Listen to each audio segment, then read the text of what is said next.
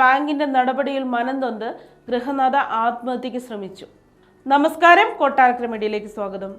വീടും സ്ഥലവും ജപ്തി ചെയ്യാനുള്ള ബാങ്കിന്റെ നടപടിയിൽ മനംനൊന്ത് ഗൃഹനാഥ ആത്മഹത്യക്ക് ശ്രമിച്ചു. നെടുങ്കണ്ടം സ്വദേശി ഷീബ ദിലീപാണ് ദേഹത്ത് പെട്രോൾ ഒഴിച്ച് തീ കൊളുത്തിയത്.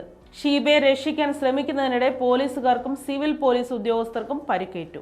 SI ബിനോയ് എബ്രഹാം, D അമ്പിളി എന്നിവർക്കാണ് പൊള്ളലേറ്റത്. 40% പൊള്ളലേറ്റ അമ്പിളിയെ എറണാകുളം സ്വകാര്യ ആശുപത്രിയിലും ബിനോയിയെ കട്ടപ്പന സ്വകാര്യ ആശുപത്രിയിലും പ്രവേശിപ്പിച്ചു. ആത്മഹത്യക്ക് ശ്രമിച്ച ഷീബ കോട്ടയം മെഡിക്കൽ കോളേജ് ആശുപത്രിയിൽ ചികിത്സയിലാണ്. കഴിഞ്ഞ ദിവസമാണ് സംഭവം. വീടിന്റെ മുൻ ഉടമ ഷീബയും കുടുംബവും താമസിക്കുന്ന വീട് പണയം വെച്ച് പണം സ്വീകരിച്ചിരുന്നു. 15 ലക്ഷം വായ്പയായി അടയ്ക്കാമെന്ന ഉറപ്പിന്റെ പുറത്താണ് ഷീബ വീട് വാങ്ങിയത്.